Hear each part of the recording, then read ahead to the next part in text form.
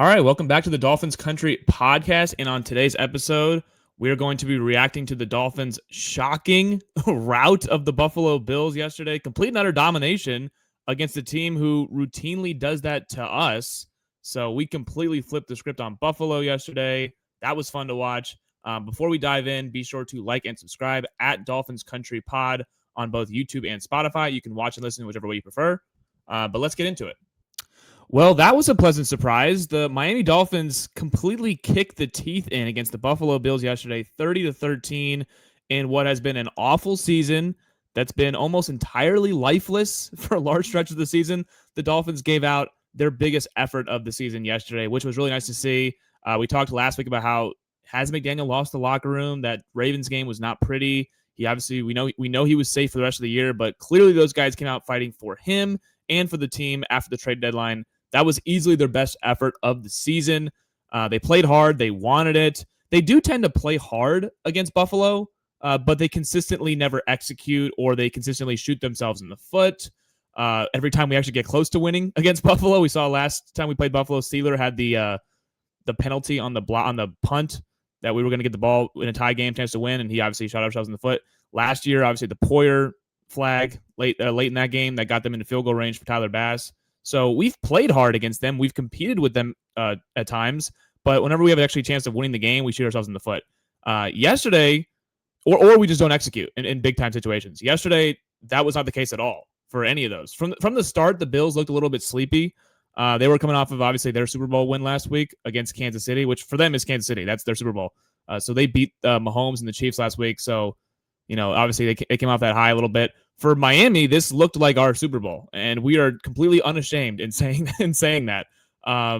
We acted like that after the game. I mean, you saw the locker room vibes after the game ended yesterday, and it looked like we had just won the Super Bowl. I mean, that's literally what it looked like. The locker room yesterday did not look like a 3-7 football team locker room.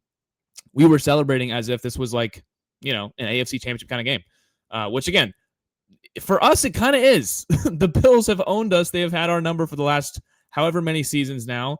Tua was just 1-9 prior to yesterday against Buffalo. So he's just never really been able to beat them. He hasn't really been able to have their number like he has with the Jets and with the Patriots. Overall, everything about yesterday's performance everything about yesterday's result was a shocking result. I mean, it was ultimately a totally shocking result. Like, I don't think people understand just how rare any of this was yesterday for something like that to happen. I mean, obviously, we know divisional games are always competitive, unpredictable. Anything can happen. Yeah, sure, I totally get that.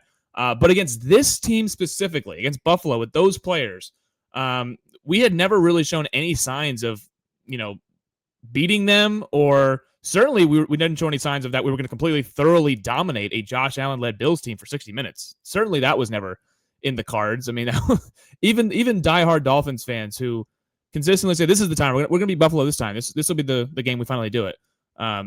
I don't think anyone predicted a 30-13 beatdown, a wire-to-wire victory, and for large portions of this game, a double-digit lead. I mean, this was never really that close. The closest Buffalo got was 10 points at 16-6, and then they got it back to within 10, 23-13 with only a couple minutes left. So this was never really in doubt, which is the crazy part about all this. I mean, Miami, who's never really beaten Buffalo like that, and whenever we finally did beat Buffalo, I believe Tua's only win against the Bills was that 21-19 win, where it was like scorching hot. Guys on both teams were just falling apart. We had the butt punt where we kicked it and ended up being a safety for us, but we ended up winning the game 21-19. Somehow we won that game. Buffalo had like double our yards, but we had the two takeaways.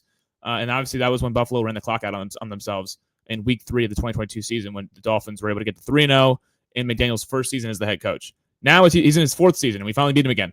And again, it happens at a 1 p.m. slate. The last 2 years, we've played Buffalo at home. We played them at night, so there was no sun out, and we lost both times. We got our teeth kicked in. This game, it wasn't super sunny out. It was humid. It was rainy, but the Dolphins were just flat out the better team. I mean, no excuses from Buffalo's side other than we completely dominated them on both sides of the football. This was complimentary football by the Miami Dolphins yesterday against a team that is on paper a lot better than us, and not even on paper a lot better than us. They just have straight up owned us. They've had our number. And yesterday we just went right through them like they were nothing. And it's very interesting because, all this is surprising. Like I said, beating Buffalo is surprising in itself, considering Tua's 1-9 against them. We're, I believe, 2-14 in our last 16 against the Bills as a team. That includes the Skylar Thompson and all the other quarterbacks that have played against Buffalo the last 7 years. So obviously all that is shocking. We can't beat Buffalo in general. Then even when we were a good team, like 22 and 23 season, we were at least fighting with Buffalo for the AFC East, and we still couldn't really beat them in big games that mattered. Certainly not this version of the Miami Dolphins in 2025, when we're not even really fighting for anything but pride at this point. I mean, our season is basically over, and this is the Dolphins team that doesn't just beat Buffalo, but straight up punches them in the mouth. I mean, again, like I said, the game was never that close. So all of that in itself is compiled to make a shocking result.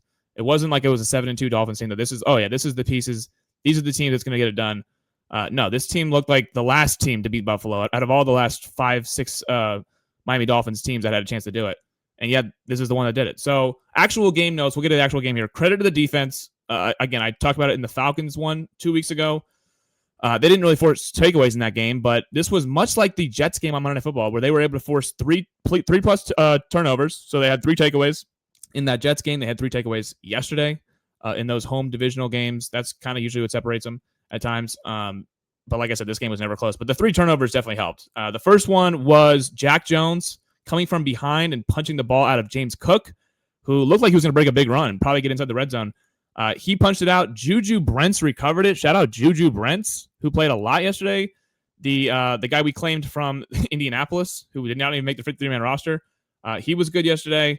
The second takeaway became it was Minkah Fitzpatrick who punched it out on the quarterback sneak that Josh Allen had. And he kind of took off and ran with it for like 20 yards. I've never seen a quarterback sneak go for 20 yards, but Allen was kind of just riding defenders. Jordan Brooks punched it out, and Minkah Fitzpatrick recovered it. That was actually the third takeaway, so I skipped one. The Iffy Melifonwu pick in the end zone that ended a long Buffalo Bills drive with no points. Iffy Melifonwu came up with a big 3rd and goal interception in the end zone. So those are the 3 turnovers that Buffalo had, and those ultimately won us the football game. Because for Tua, and I'll get to the offense, but just real quick on Tua, it was kind of a tale of 2 halves. He had some really nice moments in the first half.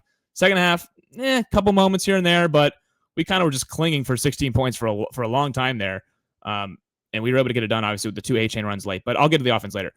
Defensively, again, the takeaways was the big thing there. I do want to shout out that, again, the trade deadline was literally 5 days ago. It was I guess it was 6 days ago now. It was last Tuesday. And there was a few guys on this defense that we kind of figured might not be on the team against Buffalo. I want to shout out Bradley Chubb, Zach Sealer, the 2 veteran leaders out there for Miami's defense. They showed up and showed out, still playing hard despite being on a team that was 2-7. Minkah as well, another one he's one of the 3 vet leaders on this defense that did not get moved to the deadline. And we thought he probably could. Him, Bradley Chubb, obviously, I didn't think Sealer was ever going to get moved, but those are like the vet leaders that could literally help a playoff team right now. And they're not going to be on a playoff team this year because the Dolphins aren't going to the playoffs. They all did not get moved to the deadline, and none of those guys appeared checked out at all. In fact, they played with the most effort they played with all season. So I want to credit to the 3 vet leaders of the team. Again, no Chop Robinson. Obviously, you just traded Jalen Phillips. And the defense did not, cater. They did not cave in to, okay, this season's over. We're checked out. Let's just, hand Buffalo a win. They played their best.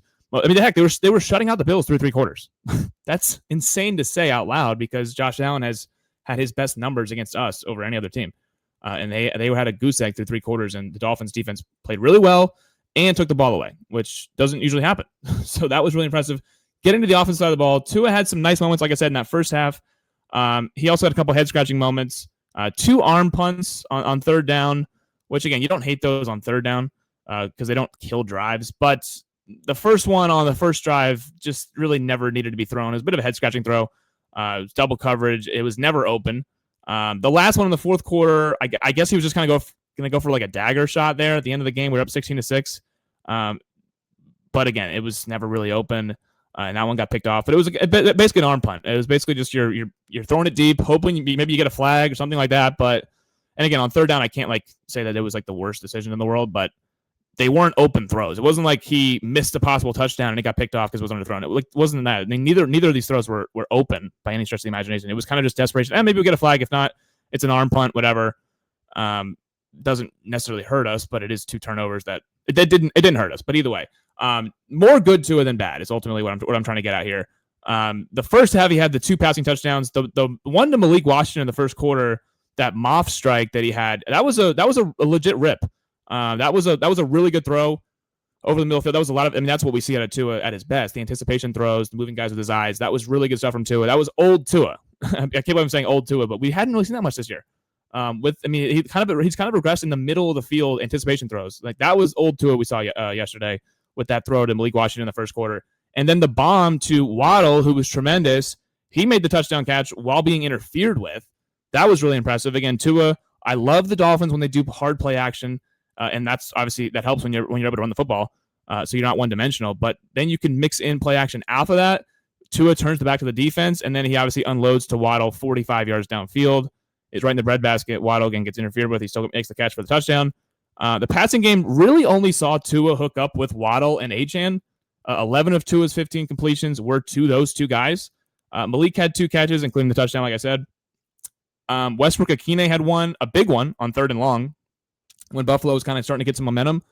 Tua kept the drive going with that 3rd and long completion right on the back shoulder to Westbrook-Akine, and then obviously Dulcich had one. So 1 for Dulcich, 1 for Westbrook-Akine, 2 catches from Malik Washington. Other than that, the other 11 catches were to Achane and to Jalen Waddle. So only 15 completions for Tua today, but he was very efficient. Again, he was keeping drives alive. That wasn't the story of the game, though. The story of the game was obviously the Dolphins' run game and their offensive line, straight up just manhandling the Bills up front. Devon Achane had 22 carries for 174, 8 yards per carry. Again, if the Dolphins run the ball like that, they can beat anybody. The problem is they don't run the ball like that every week. So this is like everyone asks, why don't we do this every week? It's like, well, you don't run the ball like that every week. It just don't happen against the Bills. Obviously, they had some injuries up front. Daquan Jones was out. They've had a lot of injuries on defense, but that does not take away from the Dolphins. The Dolphins ran the ball very, very well today. They did it against Atlanta. So we've seen it can be done. They don't do it consistently. Obviously, they've had a makeshift offensive line themselves. So 2 long touchdowns for Achane, which was really that's why the yards per carry was at 8, but because he rattled off 2 35, 40-yard runs down late in the game. He had 225 scrimmage yards. I say it every week with this guy. Devon Achane is unbelievable, an unbelievable talent. I wish he was on a team that was not 3-7 so that people could watch him more. Obviously, but I obviously wish it was still on our team too. Like I'm not advocating for them to trade him by any stretch of the imagination, but it was just I wish more people saw Devon Achane. Is basically what I'm saying. He's unbelievable. It just feels like whenever he has a crease, if the blocking is just okay, which most weeks it isn't, and then most weeks or some weeks it is. But if the blocking is just okay, like he'll take off and he'll just leave in the dust. He did it with Poyer yesterday, and that was really fun to see. Jordan Poyer just completely eating dirt, trying to chase down Devon Achane as he turns the corner. No one can get an angle on this guy. He's that fast. He just unfortunately doesn't have that much room to run. Some weeks he doesn't have that much room to run, but that's why we got to get the ball to him on the in the swing pass game, and he's a great receiver for us too. Like I said, he had 5 of our catches of the 15 completions that Tua had. He had a third of them. So that's again really impressive dude. He's uber talented. I'm sure Buffalo fans are tired of watching him play because he's really the only guy. Every single time we play Buffalo, he's played well. We finally got the win today, yesterday. So that was really nice. So nice win from the Dolphins. You always have to beat the Bills. Like I said, just because of how rare it is. So I know this ultimately hurts our draft stock, whatever. But the Bills, I'll never apologize for beating the Bills. That's considering how they've dominated us in years past and crushed our hearts in these big games. I'm not going to apologize for beating the Bills. Like we can lose the rest of the games, and I really wouldn't lose any sleep. Beating Buffalo is nice because we never really do it very often, so that's cool. We get some bragging rights for at least a week. Ultimately, we will get to the. So right now we're 3-7. This hurts the draft stock, no doubt about it. We are now picking 7th if it ended today. They tend to do this every season, so I'm not surprised. They're now 3-7, and they probably have a few more wins left in them this season. So I'll pull up the schedule here so that everyone can see it. The next few games are Mariota and the Commanders, Tyler Shuck and the Saints, Justin Fields and the Jets. There's probably a few wins in there. I'm not going to lie to you. The Bengals, possibly if Joe Burrow's not back by then, and their defense is obviously god awful, and we're at home in that game. So in those 4 games, if you told me the Dolphins were able to win 3 of those games, go 3-1 in those 4 games, I would not be surprised. In fact, I'd probably bet on that happening.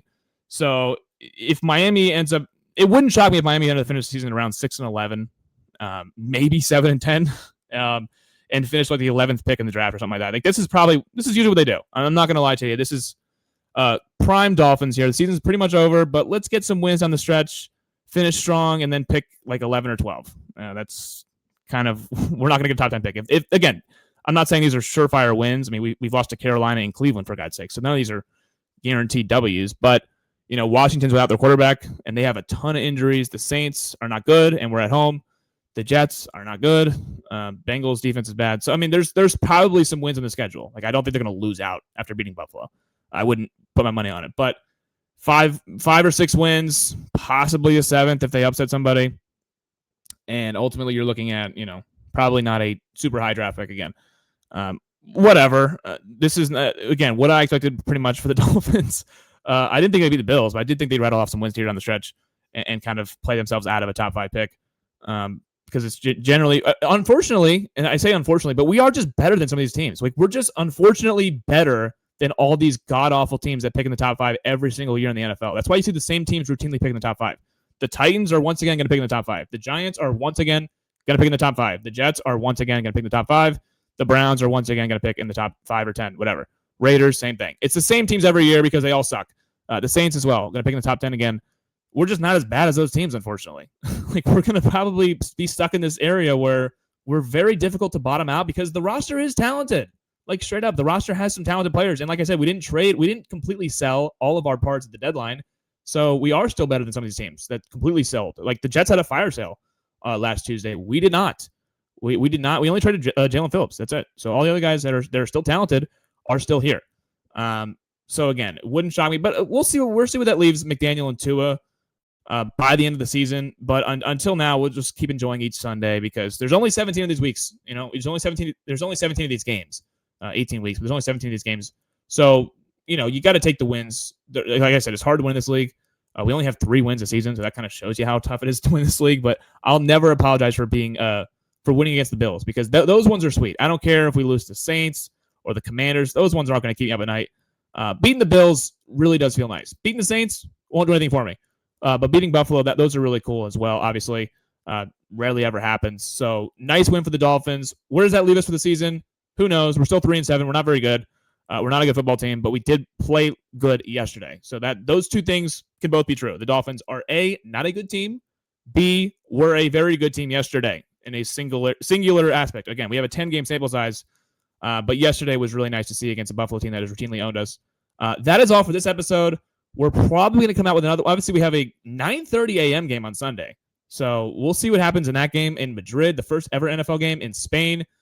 So we'll probably be reacting to that one a lot sooner than a Monday afternoon, a day after a 1 o'clock slate, because there's so many 4 o'clock games that go on in the Sunday Night Football, and then it's like, okay, well, next week we have the standalone game. So everyone's going to be able to watch the Dolphins if they want to wake up that early. I don't know. But another standalone game for the Dolphins. We had one last week against Baltimore, did not play very well in that. Hopefully we'll play better on Sunday at 9:30 a.m. I'll have to get up early and watch it. But until then, we will see you next time.